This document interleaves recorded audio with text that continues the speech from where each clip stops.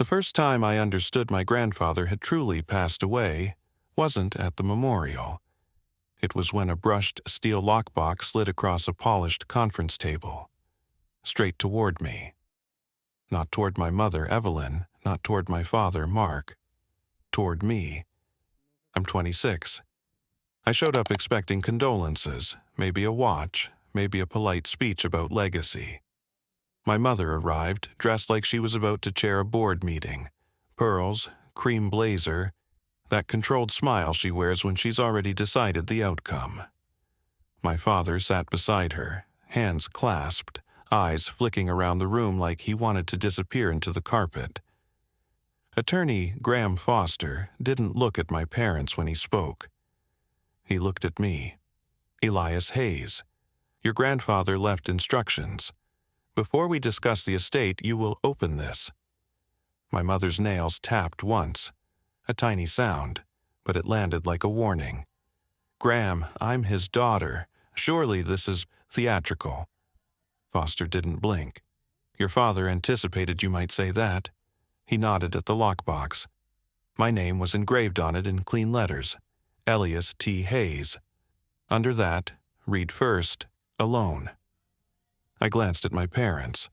Dad gave a shaky nod, permission or surrender. Mom's eyes were bright, almost hungry. Open it, honey. The key turned. The lid clicked. Inside, a thick envelope sealed with dark wax stamped with Grandpa's signet ring. Beneath it, like a punchline, another envelope addressed to my mother. Across hers, Grandpa's handwriting sliced through the paper. For Evelyn, you won't like this. For half a second, her smile cracked, then it reset. I opened mine. The first page wasn't a will.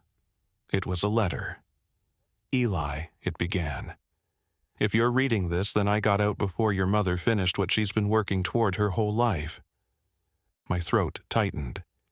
She'll tell you she protected me. She'll tell you she deserved it. She'll tell you I promised her everything. Mom shifted in her chair like she could hear the words on the page. Then I hit the line that made my hands go cold. The inheritance isn't for her. It's for you. All of it, 11 billion.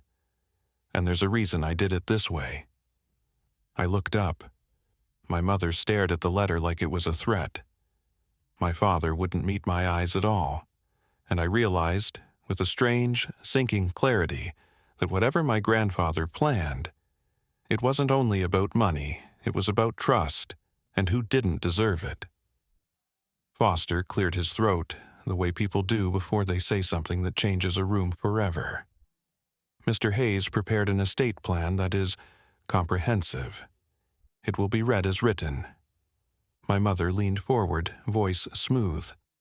I'm his next of kin.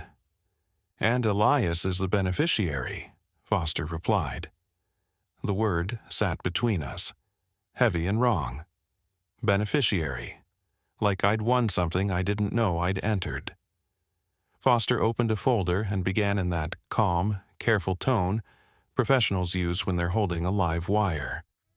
Most of Grandpa's holdings, business interests, properties, investment accounts, had been placed into something called the Hayes Irrevocable Legacy Trust. Corporate trustee, independent oversight, multiple layers designed to outlast feelings and survive lawsuits, and according to the documents, I was the sole named beneficiary. My mother laughed once, too light. That's a mistake. It isn't, Foster said. Your father revised it 3 years ago and reaffirmed it 6 months ago. 3 years, she repeated, like tasting something bitter. Right after he stopped letting me handle his accounts. I remembered how she used to tell people she managed Grandpa's affairs. As a kid, I thought it meant love. As an adult, I'd noticed Grandpa's shoulders tighten whenever she said the word help. Foster continued. There are additional provisions. Your grandfather requested a private reading, just you and me. My mother's hand flattened on the table, as if she could pin the paper down by force. Absolutely not. Foster's gaze didn't move. He anticipated that. Dad finally spoke, quiet and strained. "Evelyn, maybe we should just—" "Mark," she said, sharp enough to cut. He went silent immediately, and in that silence I saw something I'd avoided seeing for years. Dad wasn't calm. He was trained. He was the kind of man who survived my mother by turning himself into furniture. Foster stood. "Elias, if you'll come with me." My mother's voice softened into velvet. "Eli, sweetheart, don't let strangers get in your head. Your grandfather adored you, but you don't know what he meant." I looked at her. "Maybe he finally knew what you meant." The words left my mouth before I could sand them down. Her eyes narrowed, just a fraction. I followed Foster out of the room, my pulse loud in my ears. Because if Grandpa left me $11 billion, then he believed my own mother couldn't be trusted with even a single key. Foster's private office smelled like leather and printer toner. The city beyond the window looked unreal, like it belonged to someone else's life. He set a small recorder on the desk. "Your grandfather asked me to play this only for you." I nodded, though my mouth had gone dry. Foster pressed play. Grandpa's voice filled the room, older than I remembered, but steady. Familiar in the way a hand on your shoulder is familiar. "Eli, if you're hearing this, I'm not around to soften it. So I won't try." I stared at the carpet. "Your mother has chased my money since she was 13. She learned early that charm opens doors, and guilt opens vaults. She isn't evil, she's desperate. And desperate people lie to themselves first." My stomach tightened. I wanted to argue on her behalf out of reflex, but Grandpa kept going. 3 years ago, I found paperwork in my home office. A draft quitclaim deed for Lake Forest. My signature block printed, not signed. A plan to move the house into her name for tax purposes. She called it a misunderstanding. It wasn't. A quitclaim deed isn't a misunderstanding. It's a shortcut with teeth. Then I noticed something else. An email chain on her tablet. She left it open, careless or arrogant. There was a small pause, like he was deciding how blunt to be. There was a man, Cole Mercer. She called him my safe place. He called her my exit plan. My chest went tight. Cole Mercer. I'd met him once at a gala. Mom introduced him as a consultant. He smiled too much and talked like he'd already won. Grandpa continued, voice steady, almost sad. They mapped my accounts. They talked about timing, about pressure, about keeping Mark compliant. Mark isn't a bad man, he's a weak one. Weakness becomes a tool in the wrong hands. I exhaled slowly. Dad, compliant. So I built a plan, not to punish her, to protect you. Blood isn't a key, Eli. Paper is the key, and I wrote the paper. The recorder clicked off. Silence rushed in. Foster slid an envelope across the desk. "This is the next thing he wanted you to read." Inside was a printed email thread. The subject line alone made my stomach dip. Exit strategy, final. And the first line, from my mother, erased whatever denial I still had. "Once he's gone, the boy will do what I say. He always has." I stared at those words until they blurred. 11 billion wasn't the shock anymore.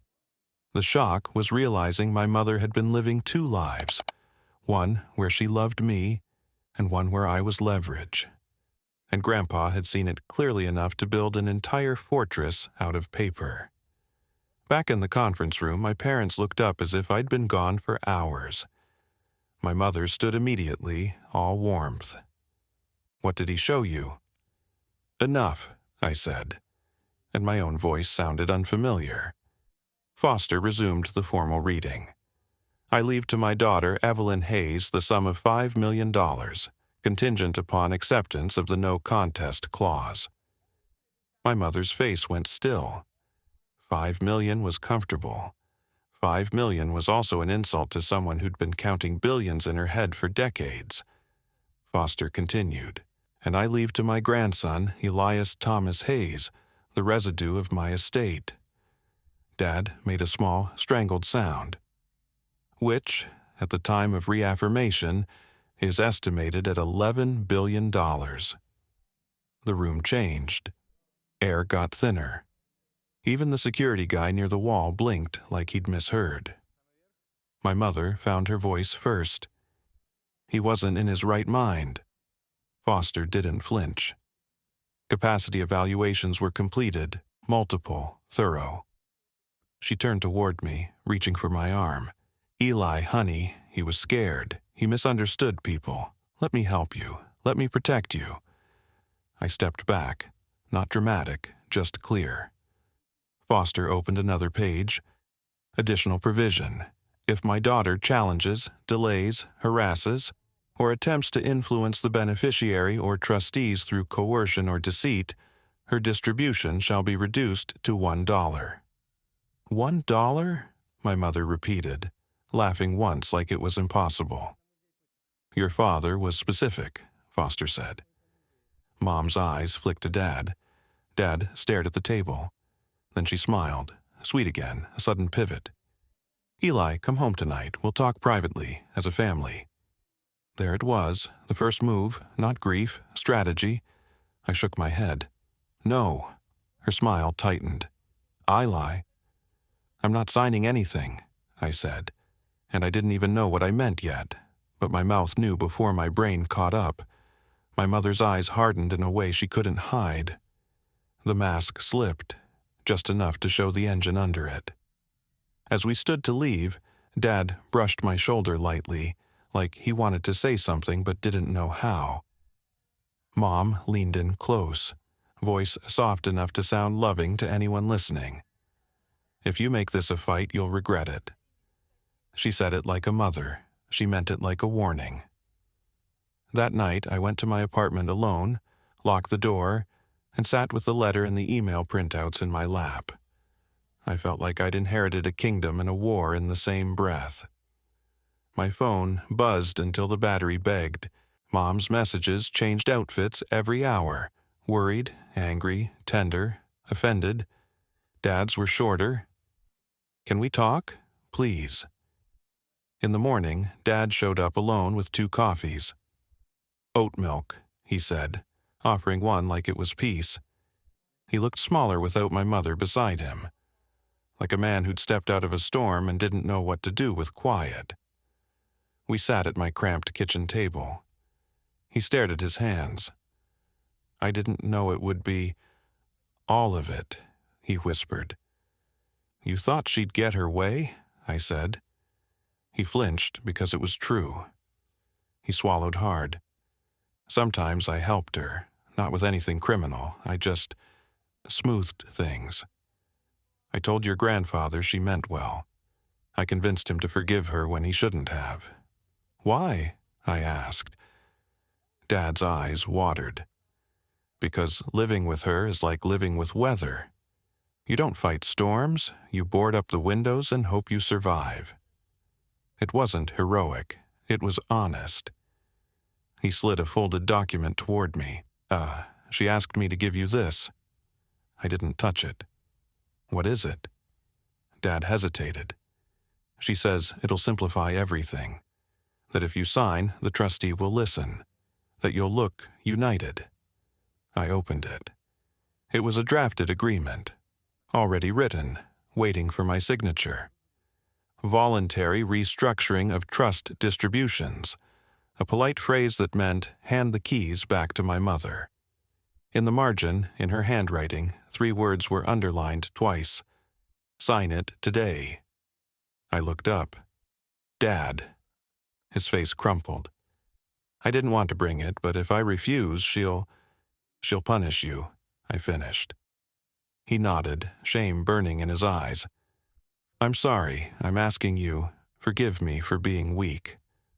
I stared at him. I wanted to be furious. I was also exhausted, and underneath it all, I could see something true. he was finally trying to step out of her shadow. "I forgive you," I said, "but you stop. Today. No more delivering her plans, no more smoothing, no more lies." Dad breathed like he'd been holding air for years. "Okay," he whispered. "Okay." His phone lit up, Mom's name. He didn't answer. As he stood to leave, he looked at me with a cracked kind of hope. "She loves you, Eli." I thought of the email. The boy will do what I say. "I think she loves what I can unlock," I said quietly. After he left, I took the document straight to Foster. He read it, sighed, and said, "She's going to try other doors." And right then I understood. The inheritance wasn't the end of my family story. It was the match. 2 nights later, my doorbell rang. When I checked the peephole, my stomach tightened. My mother stood there. Beside her, Cole Mercer. Same slick smile, same confident posture, wearing a coat that looked expensive enough to be a statement. Mom's expression was carefully soft, like she'd rehearsed it on the drive over. "Eli," she said sweetly, "we need to talk." I cracked the door with the chain still on. "Why is he here?" Cole smiled wider. "Elias, I'm sorry about your grandfather. He was impressive." "He was careful," I said. Mom's eyes flicked. "Cole is helping us navigate this. You don't understand the predators that come out when numbers like this are involved." Cole leaned in slightly. 11 billion attracts sharks, man. Your mom has experience. She can insulate you." "You're a consultant," I said. "Among other things," he replied, like it was charming. I stared at them and felt something settle. Cold, steady. Grandpa was right. Money reveals. "I saw the emails," I said. Mom froze. Cole's smile slipped for half a beat, then it returned. "What emails?" Mom asked too quickly. "The ones about using me," I said. "The ones calling me the soft spot." Cole chuckled as if I'd told a joke. "People write nonsense. You're grieving." "Then explain the context," I said to my mother. Her lips parted. Nothing came out, because there was no context that made exit plan sound like love. Cole's phone buzzed. He glanced down, then gave Mom a tiny nod, like a signal. My skin prickled. This wasn't an emotional visit. It was scheduled. Mom's face sharpened. "Fine," she said. "If you won't sign, we'll do this officially." "What does that mean?" I asked. Her smile turned thin. "It means court." She stepped back, pulling Cole with her, and her voice floated toward me like perfume. "You'll learn," she said softly, "what it costs to embarrass your mother." The next morning, Foster called me early. "She filed," he said. "Petition challenging capacity and alleging undue influence." I laughed once, humorless. She's accusing someone else of what she tried to do. Foster's tone stayed calm. "Your grandfather anticipated litigation. We're ready." When I hung up, I sat in silence and realized the second storyline wasn't just an affair. Cole wasn't a fling. He was a partner. And my mother had bet her whole life on a plan that ended with her holding the keys. Now, the plan was coming for me. Court is mostly waiting. Waiting for your name. Waiting for your mother to look at you like you're an enemy she raised. On the first hearing day, Mom arrived with a high-priced attorney and a face polished into heartbreak. Cole sat behind her, 1 row back, watching like this was a business deal. Foster leaned toward me. "Stay calm. Let her talk. Evidence matters more than theater." Mom took the stand and spoke about duty, about how she sacrificed to care for Grandpa, about how he became confused and isolated. She dabbed her eyes at the right moment, like grief was a prop. Then Foster introduced the capacity evaluations, multiple doctors, clear conclusions. Mom's lawyer tried to shake them. The reports didn't bend. Next, Foster requested permission to play a short recording. Mom's jaw tightened. Cole shifted. Grandpa's voice filled the room. Paper is the key. And I wrote the paper. My mother's expression flickered. Anger, fear, something raw, then snapped back to controlled. During recess, she cornered me in the hallway, perfume sharp, voice low.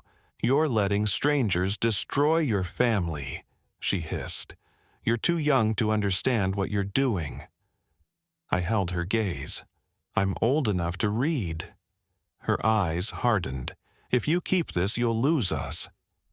There it was again, love as leverage. "I already lost Grandpa," I said quietly. "If you choose to leave too, that's on you." Her lips trembled. For a second, she looked almost human. Then she leaned closer, voice like a blade wrapped in velvet. "You think you're safe because you have money? Money doesn't protect you from reputation." She walked away before I could respond, heels clicking like punctuation. That night, Dad called me. His voice sounded wrecked. "I told her I won't support the petition," he said. "And?" I asked. "She told me I'm either with her or against her," he whispered. Then she told me to leave. A long pause. "I'm sorry," he said suddenly, "for all the times I helped her, for the lies, for making you think her control was love." My throat tightened. "Dad, I forgave you." He exhaled shakily. "Cole called me today." I sat up. "What did he want?" Dad's voice dropped. "He offered me a deal. If I convinced you to settle, they'd take care of me." I stared at the wall, cold, creeping up my spine. "Did you record it?" Dad hesitated. Then, quietly, "Yes." That was the moment I realized my father was finally changing. Not because he'd become brave overnight, because my mother had pushed him past the point where fear could still masquerade as peace. The recording was ugly in a simple way. Cole's voice was relaxed, confident, like bribery was just another service. Foster listened once and nodded. "This helps, a lot." Then he looked at me. "Your grandfather left more than documents. He left contingencies." At the next hearing, Foster introduced something sealed, a letter Grandpa drafted in the event of litigation. My mother's attorney objected. The judge allowed it. Foster read with careful calm. Grandpa described the quitclaim deed draft, the account pressure, the attempts to isolate him from advisors. Then he named Cole Mercer directly and attached evidence of payments routed through one of Mom's LLCs. The courtroom got quiet in that way that feels like oxygen leaving. Cole's smile vanished. He leaned toward Mom and whispered fast. Mom's face went pale. Foster added, "Mr. Hayes also requested that if this proceeded, the trustee initiate an internal audit of any entity connected to Evelyn Hayes and Cole Mercer that ever touched Hayes Global Funds." My mother stood abruptly. "This is harassment." The judge's eyes were sharp. "Mrs. Hayes, sit down." She sat like her legs had betrayed her. After court, Mom's strategy shifted again. When evidence is strong, people try noise.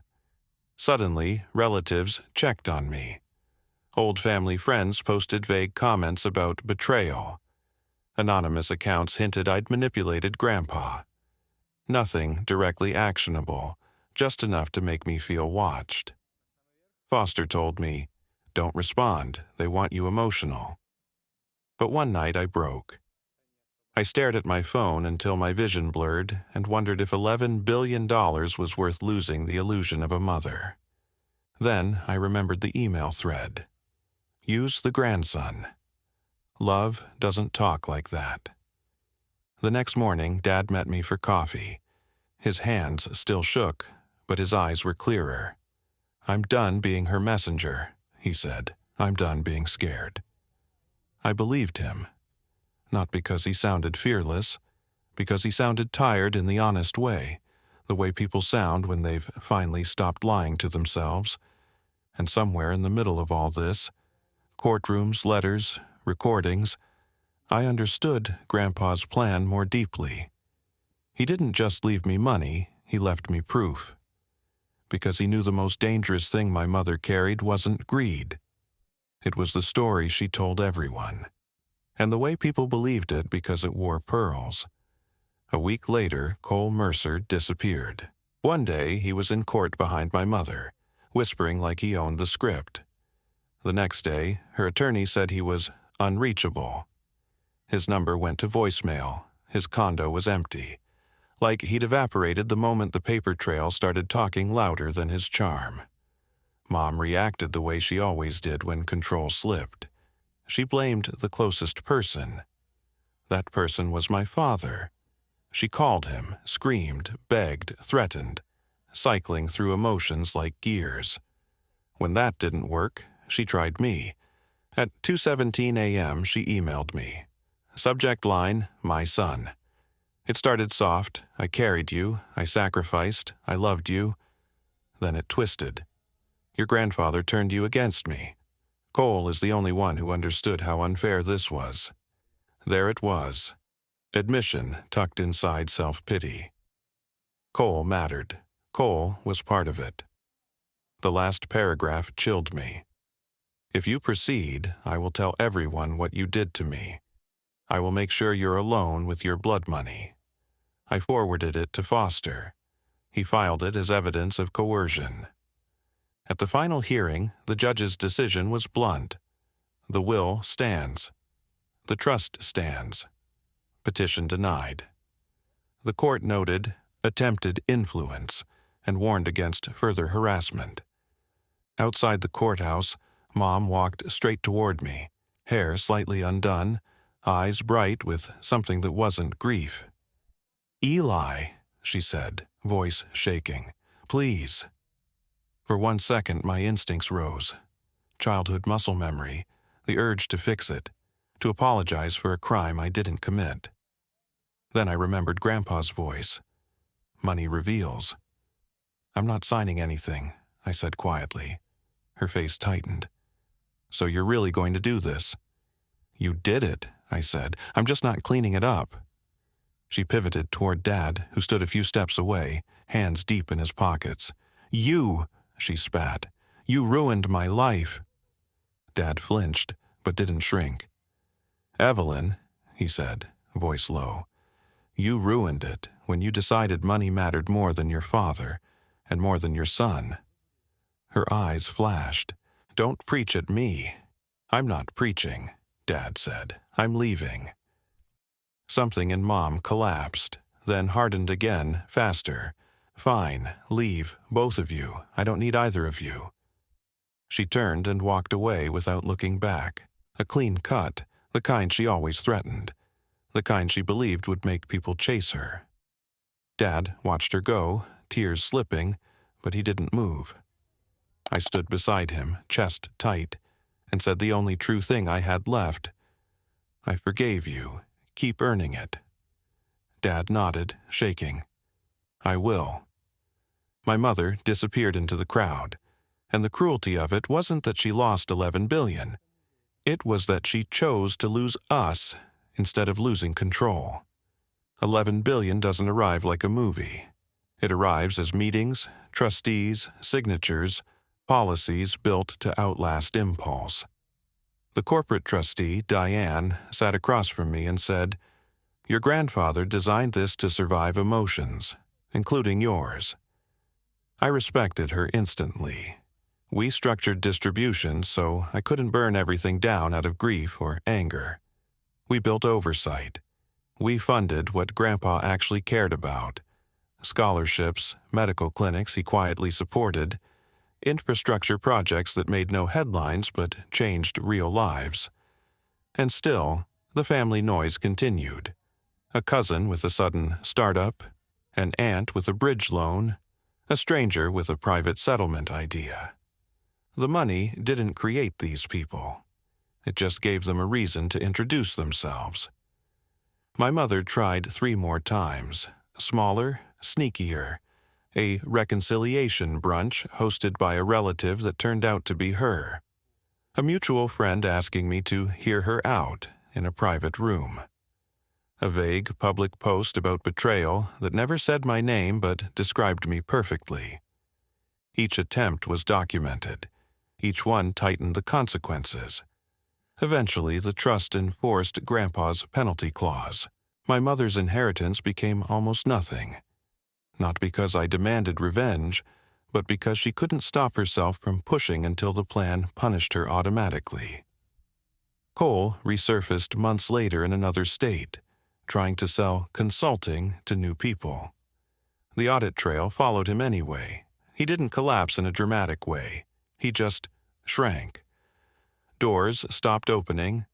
Calls stopped returning. Paper is patient like that. It waits. My father moved into a modest townhouse near me. For the first time, he decorated without asking permission. He started therapy. He learned how to speak without flinching. One night, over takeout, he said, "Your grandfather used to call me decent." "He still does," I said, "in his letters." Dad's eyes filled. "I don't feel decent." "Decent people question themselves," I told him. He nodded slowly, like it was a new language. My mother cut Dad out completely, blocked numbers, rewrote history, told anyone who'd listen that he abandoned her in grief. She told family I'd been manipulated. She built a version of reality where she was wronged and we were cruel. I didn't chase her. That was the cruelest thing I did, and the most necessary. You can't outlove someone who treats love like a contract. On the 1-year anniversary of Grandpa's passing away, I went to the Lake Forest house. The trust owned it now, maintained like a shrine to a man who saw too much and planned anyway. I sat on the old library rug and opened the final letter he'd left me. "Eli," it said, "if you're reading this, you survived the first year. Not because of money, because of people." I closed my eyes. "Love your father. He's late, but he's trying. As for your mother, you can't save someone who believes closeness is something you buy." I folded the letter and put it back. Driving home, I didn't feel victorious. I felt awake. I had $11 billion, a father rebuilding himself, and a mother who would rather lose her son than lose control. It wasn't fair, it wasn't neat, it was real.